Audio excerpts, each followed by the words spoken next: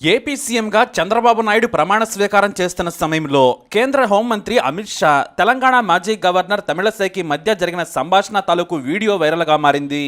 ఎందుకంటే స్టేజ్ పై ఉన్న వెంకయ్య నాయుడు అమిత్ షాలకు నమస్కారం పెడుతూ వెళుతున్నాడు తమిళసై.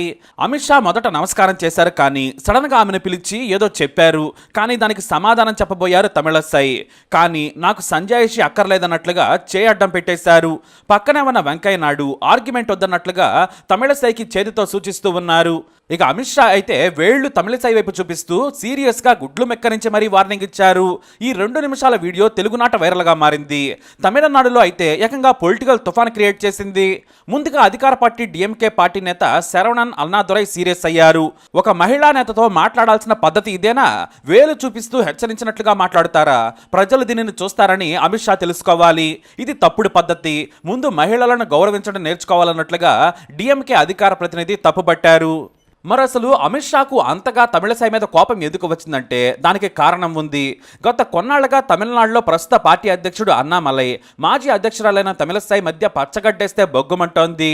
ఎందుకంటే అన్నామలై ఏకపక్ష నిర్ణయాలు కొంపముంచాయనేది ఆమె వాదన. అసలు వివాదం ఎక్కడ మొదలైందంటే అన్నామలై సింగిల్ లీడర్గా తమిళనాడు బీజేపీలో ఎదిగాడు. అమిత్ షా, మోడీ సైతం అన్నామలైని ఆకాశానికి ఎత్తేస్తున్నారు. కానీ మొన్న జరిగిన పార్లమెంట్ ఎన్నికల్లో అన్నామలై, తమిళసైలు చిత్తుగా ఓడిపోయారు. తమిళసై సౌత్ చెన్నై నుంచి పోటీ చేశారు. డిఎంకే అభ్యర్థి తంగపాండ్యం చేతిలో దారుణంగా ఓడిపోయారు. దాదాపుగా 3 లక్షల మెజారిటీతో గెలిచింది డిఎంకే. ఇదే స్థానంలో కేవలం 2,90,000 ఓట్లు వచ్చాయి. అన్నా డిఎంకే అభ్యర్థికి 1,72,000 ఓట్లు పోలయ్యాయి. ఇటు అన్నామలై కూడా కోయంబత్తూరు నుంచి డిఎంకే అభ్యర్థి పి రాజ్ కుమార్ చేతిలో పార్టీ అధ్యక్షుడు అయినప్పటికీ కూడా దారుణంగా ఓడిపోయాడు. ఇదే స్థానంలో అన్నా డిఎంకే భారీగా ఓట్లు సాధించింది. 2.5 లక్షల ఓట్లను పొందారు అన్నా డిఎంకే అభ్యర్థి రామచంద్రన్. అన్నామలై ఏకంగా ఫ్యూచర్ జాతీయ బీజేపీ లీడర్గా కూడా ఎన్నికల్లో ఫోకస్ చేయబడ్డారు. కానీ ఒక్కటంటే ఒక్క సీటు కూడా బీజేపీ గెలవలేకపోయింది. దీంతో ఆ పార్టీ డేలా పడింది. మొదట బీజేపీ మాజీ ఇంటెలెక్చువల్ వింగ్ నేత అయిన కళ్యాణ్ రామ్ ఈ గొడవను మొదలుపెట్టారు. ఈసారి బీజేపీ ఇంత దారుణంగా ఓడిపోవడానికి గల కారణం పార్టీ అధ్యక్షుడు అన్నామలై. 2014లోనే పార్టీ పోటీ చేసినప్పటికీ ఓట్ షేర్ కంటే కూడా ఇప్పుడు దారుణంగా ఓడిపోయిందని ఫైర్ అయ్యారు. ఆ తర్వాత అన్నా డిఎంకే మాజీ మంత్రి ఎస్పీ వేలుమనై కూడా అన్నామలైపై ఫైర్ అయ్యారు. అన్నా డిఎంకే బీజేపీ మధ్య పొత్తును అన్నామలై అడ్డుకున్నారని ఫైర్ అయ్యారు. 2 పార్టీలు కలిసి పోటీ చేసి ఉంటే 35 స్థానాలు సులభంగా గెలిచేవారమని మీడియా ముఖంగా ఓపెన్గా చెప్పారు. అన్నామలై కావాలనే పొత్తును చెడగొట్టారని ఆక్షేపించారు ఆయన. సరిగ్గా ఎక్కడే మాజీ తమిళనాడు బీజేపీ అధ్యక్షురాలుగా తమిళసై ఎంటర్ అయ్యారు. నేను కూడా మాజీ మంత్రి వేలుమనై చెప్పిన దానికి అంగీకరిస్తున్నాను. పొత్తు లేకుండా అడ్డుకున్నారు. ఇది దారుణంగా దెబ్బతీస్తుందని ఫైర్ అయ్యారామె. దీంతో అన్నామలై ఐటీ వింగ్లోని మద్దతుదారులంతా కూడా తమిళసైని టార్గెట్ చేశారు. ఆన్లైన్లో తమిళసైని విమర్శించడం మొదలుపెట్టారు. దీంతో తమిళసైకి కోపం నశాలానికి అంటింది. నేను పార్టీలో ఒకే వ్యక్తి ఎదగడానికి వ్యతిరేకం, పార్టీ మొత్తం నాశనం చేసేశారు. అన్నా డిఎంకేతో పొత్తు ఉంటే తన ఎదుగుదలకు అడ్డంకిగా మారుతుందని కొంతమంది ప్లాన్ చేశారు. నేరస్తులను తీసుకొచ్చి పార్టీని చెడగొట్టేశారు. ఐటీ వింగ్తో సొంత పార్టీ నేతలపైనే దాడి చేయిస్తూ ఉన్నారు. నేను వారిపై చర్యలు తీసుకునేలా చేస్తాను. పార్టీ మొత్తం నాశనం చేసేశారు. అన్నామలై ఏకపక్షంగా బీజేపీని దెబ్బతీశారు. ఇక్కడ పార్టీ కంటే వ్యక్తి గొప్ప కాదు, కానీ అన్నామలై మాత్రం సొంతంగా ఇమేజ్ పెంచుకొని ఐటీ వింగ్తో పార్టీని నాశనం చేశాడని ఫైర్ అయ్యారు తమిళసై. దీంతో అన్నామలై మద్దతుదారుడైన ఓబీసీ మోర్చా నాయకుడు శివ ఈ గొడవను మరింత పెద్ద చేశాడు. తమిళసై హయాంలోనే పార్టీలోకి ఎల్ మురుగన్ లాంటి క్రిమినల్స్ వచ్చారు. మీరే వారిని చేర్చుకున్నారు. నా దగ్గర పెద్ద లిస్టే ఉంది. అన్నామలై వల్లే పార్టీ షేర్ పెరిగింది. తమిళనాడులో బీజేపీ బలపడిందని గట్టిగా కౌంటర్ ఇచ్చారు. మళ్లీ ఇంటెలెక్చువల్ వింగ్ మాజీ సభ్యుడైన కళ్యాణ్ రామన్ ఓ ఇంటర్వ్యూలో అన్నామలైని ఏకిపారేశారు. నీకు తమిళసై గురించి తెలుసా? ఆమె పార్టీ కోసం ఎంత కష్టపడ్డారో తెలుసా? నాడు బీజేపీ జెండా పట్టుకునే వాడు కూడా లేని సమయం నుంచి ఈ స్థాయికి పార్టీని తీసుకొచ్చారు. తన వైద్య వృత్తిని వదిలేసి ఆమె పార్టీ కోసం కష్టపడ్డారు. అంతా సిద్ధమయ్యాక ఇప్పుడు వచ్చి పదవులు తీసుకొని ఐటీ వింగ్ మద్దతుతో ఎదగలేదని ఫైర్ అయ్యారాయన. అసలు ఈ గొడవ ఎందుకు వచ్చిందంటే అన్నామలై కొన్ని యూట్యూబ్ ఛానల్స్తో పాటు ట్విట్టర్, ఇన్స్టా, ఫేస్బుక్లలో సొంతంగా పార్టీకి తనకు ప్రచారం భారీగా చేయించుకున్నారు. వీటిలో తన సొంతంగా చిన్న చిన్న సాయాల నుంచి చిన్నపిల్లలకు ముద్దులు పెడుతూ బురదలోకి దిగినా కూడా చాలా గొప్ప అన్నట్టుగా చాలా ప్లాంట్గా గత 4 ఏళ్ల నుంచి అన్నామలై సోషల్ మీడియా ద్వారా ఎదగడం మొదలుపెట్టారు. మాజీ ఐపీఎస్ కావడం నుంచి మాటకారి కావడంతో అన్నామలై పెద్ద నేతగా ఎదిగారు. ఎంతలా అంటే భవిష్యత్తులో దేశానికే ప్రధాని అవుతాడన్నంత రేంజ్లో ప్రచారం చేయించుకున్నాడు. ఇదేమో తమిళసై ప్రజలకి అలాగే మొదటి నుంచి పార్టీలో ఉన్న వారికి నచ్చలేదు. కానీ అన్నామలైకి ఉన్న క్రేజ్ మాత్రమే కాదు, ప్రధాని మోడీ అమిత్ షాల దగ్గర ఉన్న పలుకుబడితో ఎవ్వరూ కూడా ఎదురు చెప్పలేదు. ఎన్నికలకు అన్నామలై చెప్పినట్లుగానే వెళ్లారు.